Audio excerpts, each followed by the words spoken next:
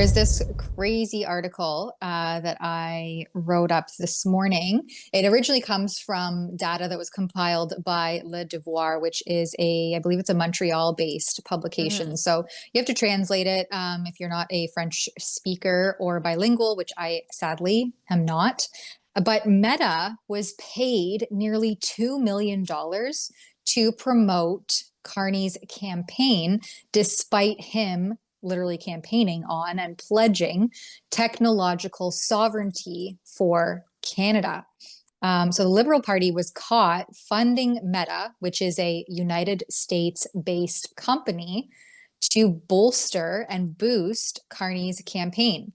And as I mentioned, this data was compiled by Le Devoir, and it reveals that the Liberal Party of Canada spent $1.8 million during Carney's campaign on Meta ads, which they say culminated in his minority government victory on April the 28th. And peak spending turned out to just be the day before, on April 27th, when they spent $211,000 in change allocated to ads from his account alone. Even after the election, now that he's prime minister, they continue to invest anywhere from $175 to $1,300 daily on Oh my Meta goodness. ads, including a recent French language survey launched as recently as this past Sunday.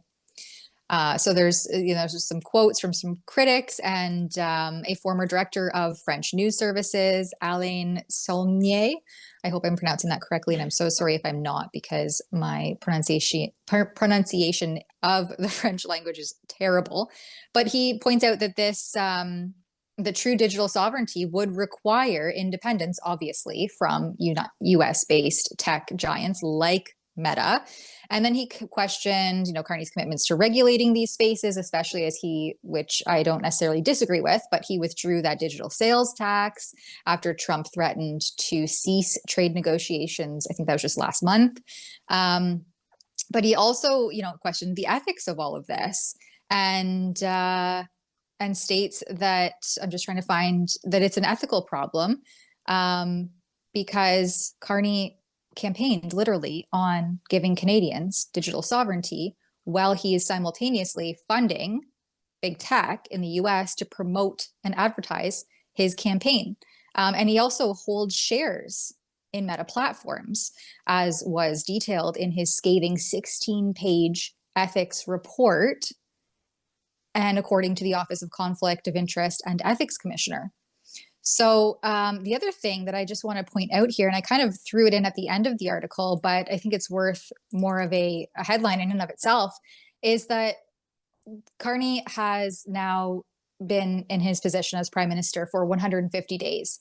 And in those 150 days, I went back to the Parliament's sitting calendar.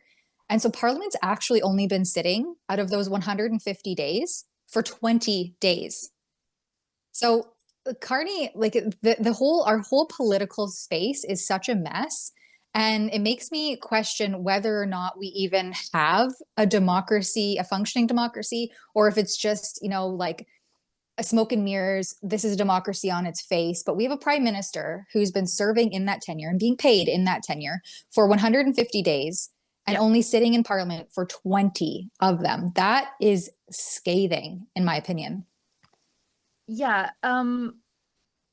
Asked Olivia to bring up something on this topic. But and just while we're on Carney, because Lisa and I have a rule that if Carney is making a policy announcement, or if somebody in a federal agency is doing something, always ask yourself, how does it link back to Brookfield? So I want to talk about Canada Blood Services. And I know it wasn't on the list, but just as you were talking, I'm like, we must talk about this.